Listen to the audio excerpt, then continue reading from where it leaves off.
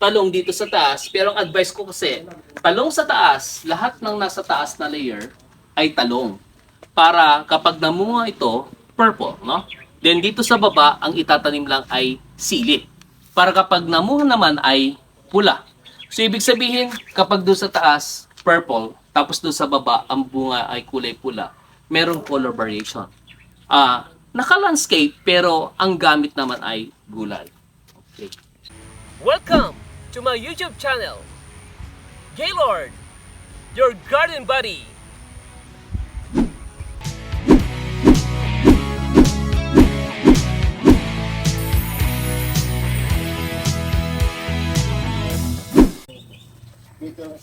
Hello mga ka-garden lovers.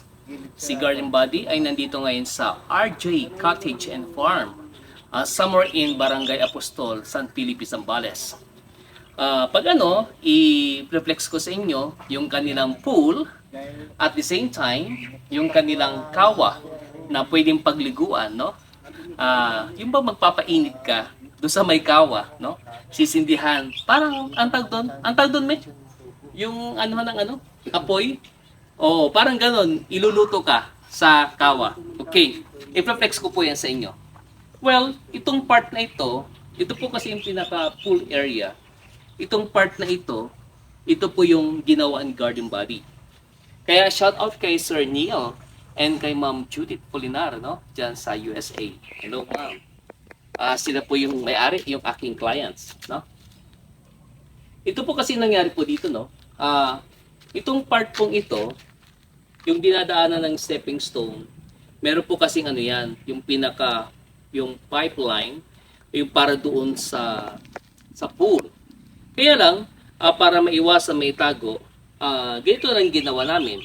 In-enclose, yan. Naglagay ako ng parang pinaka-boundary sa part na yan. Kasi nga po itong part dito sa baba naman, rice field na po kasi yan. Tingnan po ninyo. Meron po mga puno dyan ng mangga, no? Kapag panahon ng that is Dinamulat Festival, pwede pong dito parang mango picking. Pwede po kayong pumunta dito sa RJ Cottage and Farm. Ayan. Okay, tuloy po natin. Dito po tayo. Kasi nga po, hindi po natin maiwasan na yung guest kapag nandyan sa taas, titingin at titingin dito sa baba. Well, honestly, ito, mga existing na itong part na ito. Kaya lang, ako na lang nag-design na gumawa ko ng dalawang layer na plant box or planters. Okay? Itong part na ito, hindi ko nalagyan kasi nga meron pong tubo po dyan. And same as with this one. Okay? Sa part na ito. Okay. Ayan ha. Dito, ikot lang po ako ha. Ikot lang po ako.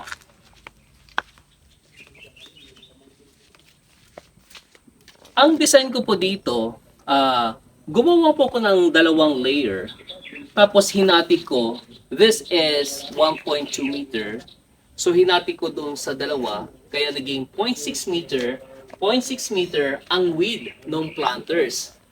Ngayon, itong isa, mas mataas of course, compared here.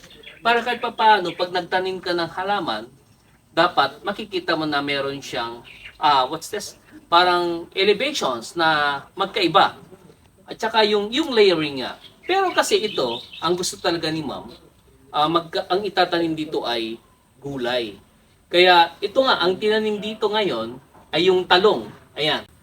Talong dito sa taas. Pero ang advice ko kasi, talong sa taas, lahat ng nasa taas na layer ay talong.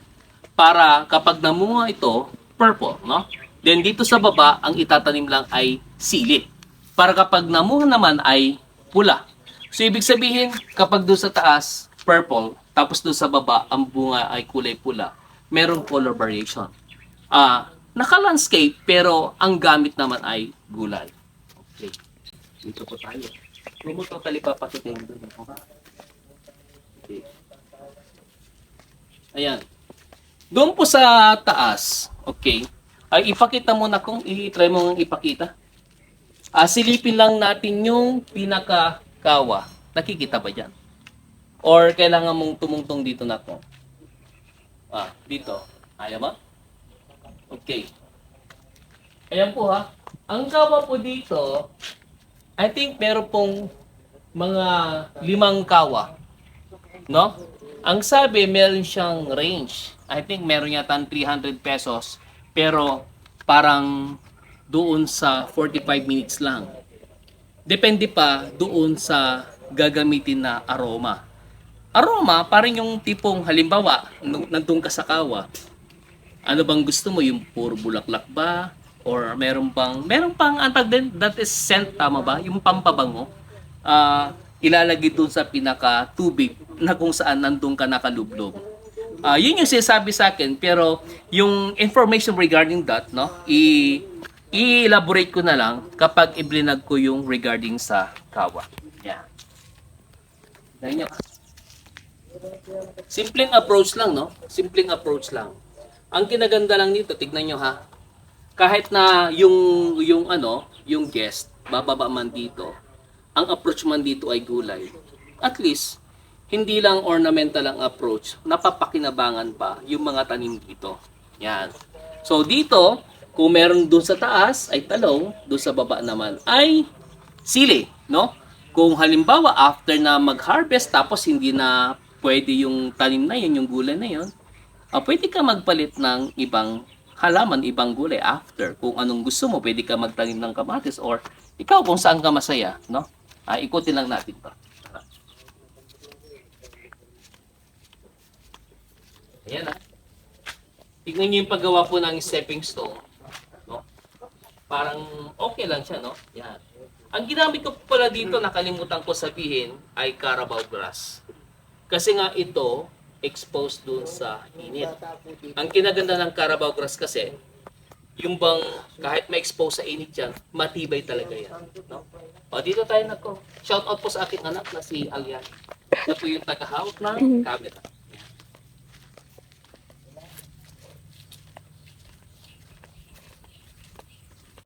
Ito po yung pa-shoutout ko sa lahat po na nag-share ng aking trending na reel. And that is Last Christmas, How We Dance. Thank you very much. Una-una na, of course, kay Sir Nonoy Pongko sa tropang Chill Vlog.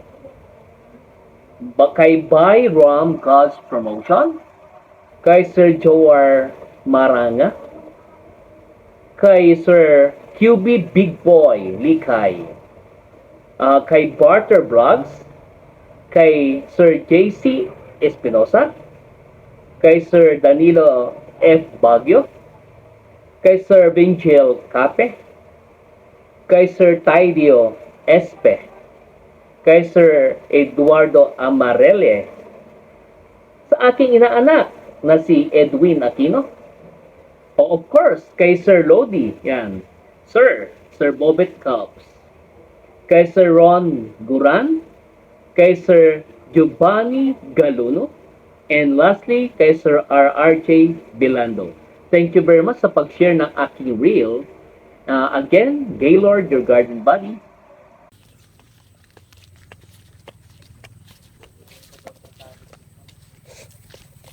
Ayan mga ka-garden lovers, no? Parang nagulat kayo, no? Wala mang relasyon doon, pero hindi. Gusto ko na lang din kasing ipakita yung showcase, no, ng RJ Cottage and Farm. Kasi they have here yung mango, no, mango trees. Na kapag panahon ng Dinamulag Festival, no, pwede kayong pumunta for fruit picking, particularly that is mango. And itong area na ito, tignan nyo, napakaganda tong mga palay. Wala, gusto ko lang din namang i-flex.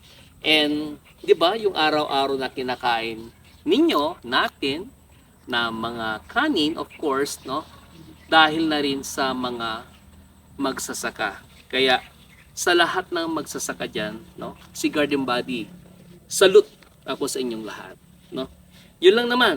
And sana patuloy nyo pa rin subaybayan at suportahan si Garden Buddy sa aking mga vlogs. Meron po akong 4 na content. No? Number 1, yung pong landscaping tutorial. Maglalabas na po ko niyan. Number 2, katulad nga po ito, that is landscape. No? Number 2, yung pong farming. Ne? Number 3, yung pong pamamasyal. and promotion ng delicacies at products ng Zambales. Number 4, yung pong mga kaibigang artista. Yun lang naman po. Again, Gaylord, your garden buddy. Bye-bye! Welcome to my YouTube channel, Gaylord, your garden buddy.